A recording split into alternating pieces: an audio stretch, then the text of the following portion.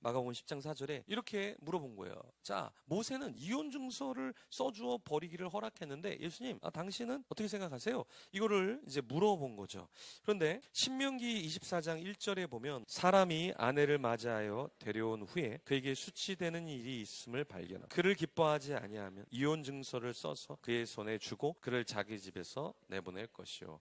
자, 신명기 구약의 모세의 율법, 하나님이 주신 율법에 의하면 어떠한 부정한 모습, 배우자로서 해서는 안 될 것이 있으면 이혼 증서를 써서 줘라 라고 얘기한 건데, 이것은 어떤 의도가 있는 거냐면 너무 쉽게 어떤 문제가 크지도 않는데 꼬리를 잡고 이혼하지 말고 이 정도의 중대 사안이면 이혼을 하라고 해서 인간의 죄성을 알기 때문에 막으려고, 이 정도 선이 아니면 다 이혼하지 마, 이런 의도가 있는 것인데 이것을 잘못 이해한 사람들이 있었다. 그래서 모세의 율법을 따르는 두 파가 있었는데요. 하나는 샴마이 파라는 파가 있고요. 또 하나는 힐렐이라고 하는 파가 있었어요.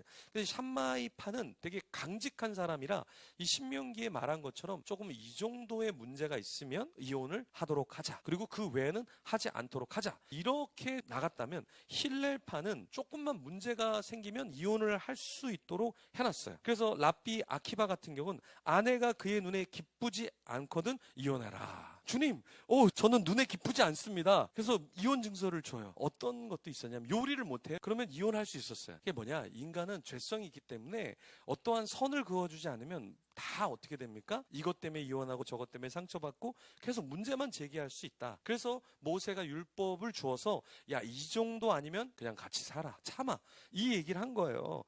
근데 바리새인이 예수님께 이렇게 물었던 목적은 세 가지가 있는데, 첫 번째는 뭐냐면 모세의 율법을 반하면 모세의 율법을 반하네? 예수님 가만두면 안 되겠어, 이렇게 지적하려고 그랬고, 두 번째는 뭐냐, 논쟁 중에 어느 편에 속하면, 예를 들어 힐렐파에 속한다, 샴마이파에 속한다, 그럼 이 논쟁거리가 되니까 어느 당파에 속하네, 그래서 예수님을 올무에 빠지게 하려고 했던 거예요. 세 번째는 뭐냐, 이혼을 반대해요? 그러면 세례 요한을 헤롯이 죽였죠. 이혼을 반대하니까. 그러니까 고발해서 예수님도 죽이려고 했던 것이죠. 그래서 이 바리새인과 종교 지도자들은 예수님을 어떻게 해서라도 좀 어려움에 빠지게 해야 되겠다. 그래서 모세의 율법은 그 당시 사람들에게 너무 중요한 거였잖아요. 모세란 인물은 존경의 대상이었잖아요. 그러니까 모세의 말과 다른 말을 예수님이 해봐라, 가만두지 않을 거야. 근데 예수님께서는 그걸 어떻게 풀어가셨냐면 창세기 말씀을 들고 오셔서 모세 이전에 주신 말씀을 들고 와서 같이 한번 말씀 읽어보겠습니다. 하나님이 짝지어 주신 것을 사람이 나누지 못할지니라. 그래서 모세의 법이 중요한 게 아니라 하나님의 법이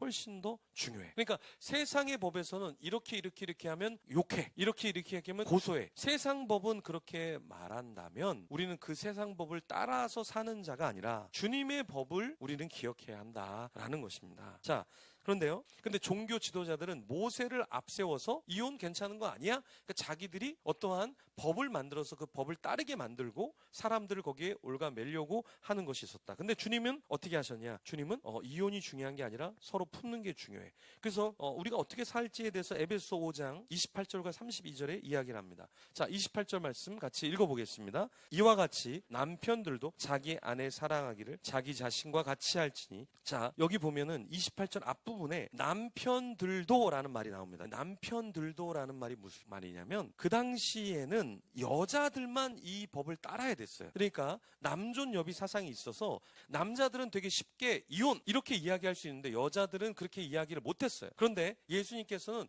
여자만 왜 당해야 돼? 남자들도 이 법을 똑같이 지켜야 돼. 새 계명을 너에게 주노니 서로 사랑하라. 근데 여자들만 남편을 사랑하고 복종하는 게 아니라 남편들도 그래야 될 것 같아. 그리고 나서 33절에 그러나 너희도 각각 자기 아내 사랑하기를 자신과 같이 하고 아내도 자기 남편을 존경하라, 이렇게 이야기를 하셨어요. 그러고 나서 예수님이 문제 삼았던 건 뭐냐면 완악한 마음이에요. 완악한 마음.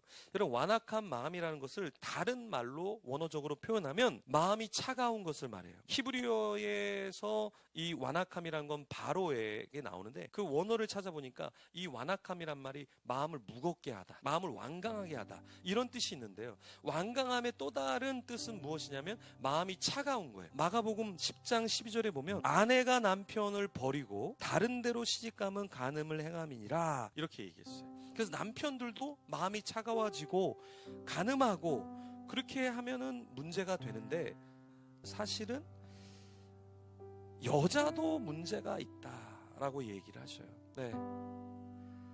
남편도 간음하고 문제가 생기면 문제지만 아내가 남편을 버리고 다른 데로 시집가면 간음을 행함이니라. 그러니까 예수님이 보시기엔 남편도 문제가 있어서 행하면 문제가 된다. 그거를 마가복음 10장 11절에 주님께서 이렇게 말씀하셔요. 이르시되 누구든지 그 아내를 버리고 다른 데에 장가드는 자는 본처에게 간음을 행함이요. 그러니까 남편도 간음을 행함이고, 그 다음에 12절에 또 아내도 역시 주님이 볼 때는 그렇게 간음함이 된다.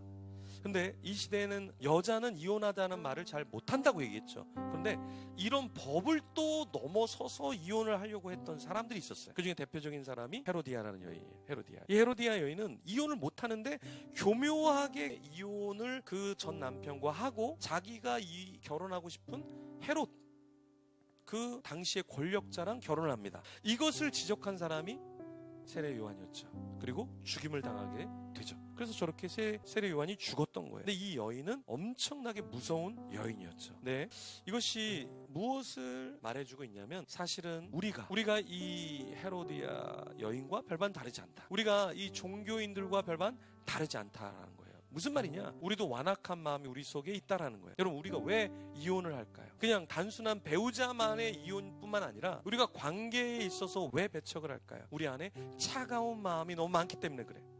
그러니까 우리는 어떤 그러니까 이 사안에 있어서는 좀 문제가 있으니까 이거는 일을 못해도, 사람은 우리가 끊어내지 않아야 되는데 우리는 죄인이라 일이 그르치면, 나에게 이익이 안 되면 아주 무섭게 잘라낸단 말이에요. 이거는 결코 좋은 게 아니에요. 이거는 주님이 보실 때 기뻐하지 않는다.